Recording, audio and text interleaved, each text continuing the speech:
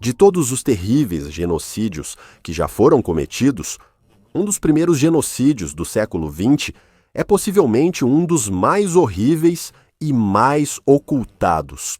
Em 1915, começou o genocídio armênio, que envolveu o uso de marchas da morte, campos de concentração e assassinatos da forma mais brutal possível. Estima-se que 1,5 milhão de armênios e aproximadamente 250 mil assírios foram assassinados pelo Império Otomano Turco. Até hoje, não é difícil encontrar fragmentos de ossos humanos nos desertos da Síria, onde milhares foram massacrados. Pouquíssimos países reconhecem que o genocídio realmente aconteceu, pois fazer isso gera problemas com o governo turco. Neste vídeo de hoje, vamos discutir como tantas pessoas puderam ser executadas e como isso aconteceu. Embora o genocídio tenha começado em 1915, é importante entender o papel do povo armênio no Império Otomano. Sob o domínio otomano, várias minorias religiosas eram organizadas em millets. Essas eram regiões relativamente autônomas que tinham certa autogestão dentro de suas próprias comunidades. O governo sunita muçulmano majoritário criou vários millets para muçulmanos xiitas, judeus e cristãos, especialmente para cristãos armênios. Esses millets pagavam impostos, geralmente mais altos que os dos turcos do Império, mas havia uma paz relativa entre a maioria turca e os vários grupos minoritários, apesar de aqueles, nos millets, serem cidadãos de segunda classe. Apesar disso, muitos armênios conseguiram se tornar bem educados e estavam sobre-representados em profissões como bancos, direito e medicina. No final do século XIX, as três principais potências cristãs, Grã-Bretanha, França e Rússia, levantaram preocupações sobre o tratamento desigual dos cristãos armênios no Império. Após a vitória russa na Guerra Russo-Turca de 1877, a questão armênia foi levantada durante o Tratado de Paz subsequente em Berlim. Os estados Balcãs foram retirados do Império Otomano, mais ou menos na mesma época. Rebeliões no norte da África causaram perda de território. Os nacionalistas armênios acreditavam que eles também poderiam formar seu próprio estado. Acreditava-se, pelo agora predominantemente turco Império Otomano, que a natureza inclusiva do império só havia causado seu declínio. A assimilação forçada das minorias restantes em um processo chamado turquificação não produziu os resultados desejados. Cresciam os temores de colaboração dos armênios com os russos. Isso, combinado com o crescente nacionalismo armênio, resultou no uso de métodos mais letais para responder à questão armênia. Entre 1894 e 1896, uma série de massacres foi realizada contra as populações minoritárias, chamados de massacres ermidianos, em referência ao sultão Abdul Hamid II. Entre 10 mil e 30 mil armênios e mais cerca de 25 mil assírios foram assassinados. Os massacres foram realizados pelos regimentos de cavalaria ligeira Hamidi, que foram criados para patrulhar as fronteiras otomanas com a Europa Oriental. Essas unidades, Hamidiyai e os bandos de nômades curdos, apoiados pelo Estado, receberam carta branca para perseguir o povo armênio. Em pouco tempo, os armênios começaram a revidar, embora isso só tenha servido de justificativa para uma escalada nos ataques. Em resposta, as populações turcas foram incitadas a um frenesi por seus líderes religiosos e políticos. Conseguiram usar isso como exemplo de como os armênios estavam tentando destruir o modo de vida muçulmano. Como resultado, pogroms irromperam por todo o Império Otomano. O massacre mais mortal aconteceu em Urfa, onde a catedral foi destruída até o chão, enquanto 3 mil armênios estavam dentro buscando refúgio. Aqueles que tentaram escapar foram mortos a tiros. Os que não foram assassinados diretamente morreram de fome como refugiados. Um jornalista americano chamado William Sachtleben testemunhou as consequências de um pogrom contra os armênios, e ele escreveu: ao longo da parede ao norte, em uma fileira de 6 metros de largura e 45 metros de comprimento, estavam os corpos de 321 armênios massacrados. Muitos estavam assustados, mutilados e desfigurados. Vi um com o rosto completamente esmagado por um golpe de alguma arma pesada depois de ter sido morto. Vi alguns com os pescoços quase decepados por golpes de espada. Vi um cuja caixa torácica inteira havia sido esfolada, os antebraços cortados, enquanto a parte superior do braço estava sem carne. Perguntei se os cães tinham feito isso e me disseram que não. Os turcos fizeram isso com suas facas. Em 1897, o sultão estava satisfeito que o risco do nacionalismo armênio havia diminuído, com muitos dos intelectuais e nacionalistas mortos ou fugindo para o leste da Europa, embora o pior ainda estivesse por vir para os armênios que restaram. Em 1908, o Comitê de União e Progresso, ou Comitê de União e Progresso, assumiu o controle do Império Otomano. Após a Revolução dos Jovens Turcos, os líderes eram nacionalistas pró-turcos e desejavam criar uma nação turca na Anatólia. A direção desse movimento para uma nação turca foi liderada pelos 3 pachás: o grão-vizir Talat Pakşa, ministro do interior, Enver Pakşa, e o ministro da guerra, Ahmed Pakşa. Mas outra derrota militar na Guerra dos Balcãs, de 1912, resultou na perda do restante da Europa Oriental, controlada pelos otomanos, com 850 mil muçulmanos dos Balcãs sendo forçados a entrar no Império Otomano. As coisas pareciam estar muito difíceis para os novos governantes. Essa derrota contradizia suas alegações de superioridade turca, então era necessário encontrar outro motivo para a derrota. Talas Pasha e Enver Pasha ambos indicaram que havia um tumor interno, referindo-se aos armênios. Com o início da Primeira Guerra Mundial, em 1914, os otomanos buscaram recuperar as terras perdidas no leste da Europa e no norte da África. Aliando-se à Alemanha contra a Rússia e a Grã-Bretanha, o Império Otomano buscou promover a narrativa da supremacia turca. A guerra, mais tarde, se revelaria uma cobertura para a solução final da questão armênia. Lutando em várias frentes, os otomanos tentaram incentivar os armênios em território russo a se levantarem e se rebelarem em troca de uma pátria armênia. Essa oferta foi rejeitada, com os armênios russos e otomanos jurando lealdade ao seu próprio Estado. Isso foi visto pelos otomanos como um desprezo, e algo que só aumentaria a suspeita de conluio entre armênios e russos. Na Batalha de Sarikamish, as forças otomanas sofreram sua maior derrota contra o exército russo. O exército contava com soldados armênios russos.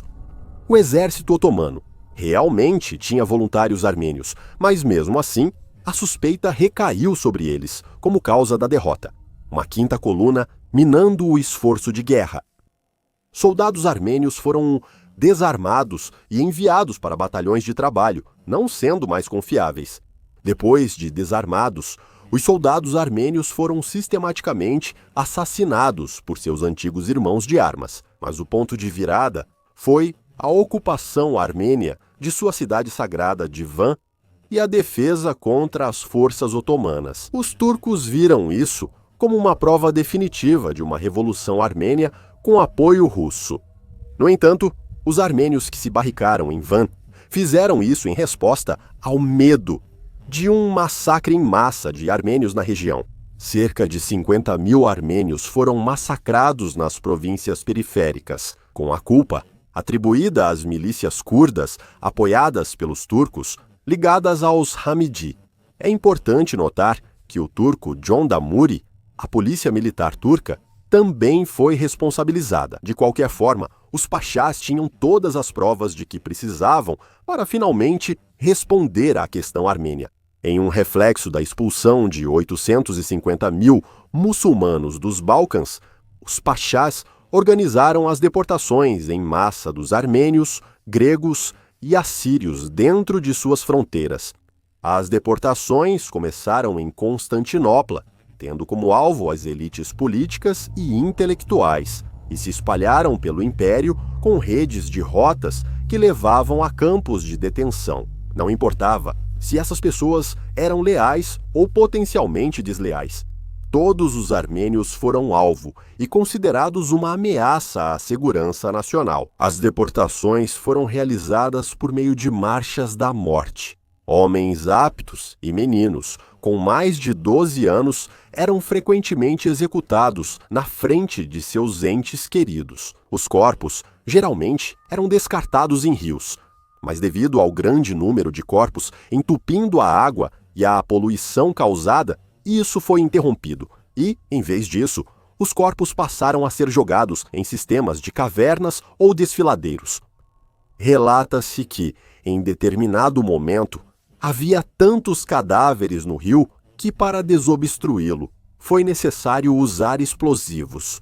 As mulheres, crianças e idosos foram levados em marcha para o deserto sírio, mais especificamente para Diel el-Zor. Milhares morreram no caminho, seja devido às condições severas ou ao tratamento ainda mais cruel de seus captores turcos e curdos. Relatos de agressão sexual eram comuns, assim como execuções sumárias. Corpos eram deixados pelo caminho ao chegarem em Deir el-Zor. Os poucos que sobreviveram foram deixados sem suprimentos para morrer. Uma morte de há dias no meio do deserto. Estima-se que 150 mil pessoas morreram no deserto de Deir el-Zor. Uma sobrevivente de tal marcha foi Kanun Palutian, que tinha 21 anos na época. Com a chegada das forças turcas à sua aldeia, tudo de valor foi levado: comida, dinheiro e animais. Ela viu o padrasto ser decapitado enquanto rezava por misericórdia. Junto com o restante dos meninos e homens, os demais foram forçados a marchar pelas montanhas, com os pés sangrando durante todo o caminho ao avistarem água. Seus cativos tentavam beber o que podiam, antes que os escoltas de John de Murray os afastassem com pancadas. Ela testemunhou mulheres e meninas sendo levadas para serem abusadas sexualmente, nunca mais sendo vistas novamente. Kanun evitou esse destino ao sujar o rosto com lama e fingir ser deficiente. Quem tentava sair do comboio era morto na hora. No fim das contas, a família de Kanun foi morta. A mãe, o pai, a irmã e o irmão dela, que mal tinha 10 anos, foram deixados como cadáveres insepultos ao longo das montanhas, desfiladeiros e campos. Na Marcha da Morte em Hazalayan, cerca de 80 mil armênios seriam assassinados. Hazalayan era um ponto de encontro para vários comboios de armênios. Na maioria das vezes, as mulheres e crianças chegavam nuas, tendo todos os seus pertences sido tomados por John Domoré e pelas milícias curdas. No deserto, elas definhavam em campos, sofrendo de fome e doenças desenfreadas. Periodicamente, grupos de centenas de pessoas eram levados para o deserto. As vítimas eram espancadas, baleadas ou queimadas até morrer. Você vai notar, pelo mapa na tela, que algumas das setas terminam no meio do Mar Negro. Isso se refere aos barcos cheios de pessoas enviados para o meio do mar, onde eram forçadas a entrar na água e deixadas para se afogar. Estima-se que 50 mil pessoas tiveram esse fim. Mesmo em meio a todo esse horror, houve aqueles que lutaram contra o genocídio e tentaram salvar quem podiam. É importante destacar o papel das aldeias curdas estabelecidas, dos nômades beduínos e das aldeias árabes, que arriscaram suas vidas para salvar o máximo de pessoas possível. Muitas vezes, as crianças eram enviadas por seus parentes com essas pessoas, na esperança de que sobrevivessem. Os pais, frequentemente, eram obrigados a fazer a escolha impossível entre um filho ou uma filha, muitas vezes escolhendo o filho para que a linhagem da família pudesse continuar. Havia alguns em posições de poder que conseguiram ajudar essas pessoas, especialmente Fidel al-Bud, o prefeito de Deir el-Zor. Ele conseguiu fornecer um pouco de comida e abrigo para aqueles que foram enviados para morrer. Dos 2 milhões de armênios que viviam no Império Otomano, apenas 40 mil restaram após as deportações e execuções. O Império Otomano entrou em colapso após sua derrota na Primeira Guerra Mundial e os 3 pachás fugiram para evitar serem processados por seus crimes nos tribunais militares que se seguiram. A liderança do Comitê de União e Progresso foi considerada culpada de vários crimes de guerra e sentenciada à morte, embora isso tenha ocorrido à revelia. Talat Paşa foi assassinado na Alemanha em 1921 por um armênio que acabou sendo considerado inocente devido ao trauma causado por suas experiências durante o genocídio. Enver Paşa foi morto em combate contra o Exército Vermelho Russo por forças sob o comando de um armênio russo. Ahmed Paşa foi assassinado em 1922 enquanto trabalhava no Afeganistão, novamente por armênios em busca de vingança. Até hoje, poucos países reconhecem o genocídio armênio. Fazer isso prejudicaria as relações com a Turquia. A posição turca é que, embora as deportações necessárias tenham ocorrido por razões de segurança nacional, não houve intenção de exterminar o povo armênio. Quem insiste em dizer que os turcos cometeram genocídio pode sofrer processos ou até pior. Hrant Dink era um jornalista armênio-turco que foi processado 3 vezes por denegrir a turquicidade. Ele foi então assassinado por um nacionalista turco no meio da rua. Isso não impediu historiadores como Hilal Burtik, que lutam por uma maior aceitação de que o genocídio aconteceu. Ele até descobriu que nos anos 80, o governo turco destruiu documentos relacionados ao genocídio na tentativa de esconder a verdade.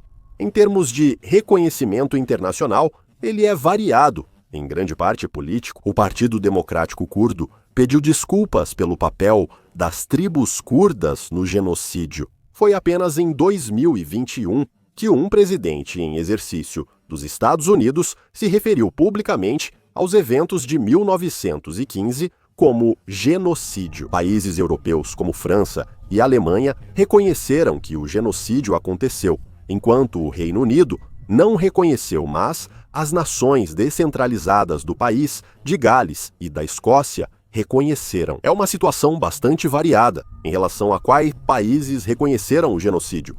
Eu gostaria de convidar todos vocês a dedicar um tempo para ouvir e ler os relatos daqueles que puderam testemunhar o que aconteceu. Relatos de sobreviventes e de autoridades estrangeiras podem ser encontrados nos links na descrição abaixo. Na Armênia, há um memorial para aqueles que pereceram, conhecido como Chama Eterna. Milhares de pessoas depositam flores para prestar suas homenagens no que ficou conhecido como o Muro de Flores. A culpabilização de uma minoria é uma história que se repete com muita frequência em nossa história coletiva como humanidade. Os horrores do genocídio armênio se repetiram ao longo do século XX, muitas vezes contra minorias em situação social semelhante à dos armênios no Império Otomano. Espera-se que, ao lembrar do genocídio armênio, possamos estar um passo mais próximos de evitar mais uma recorrência de horrores como esses.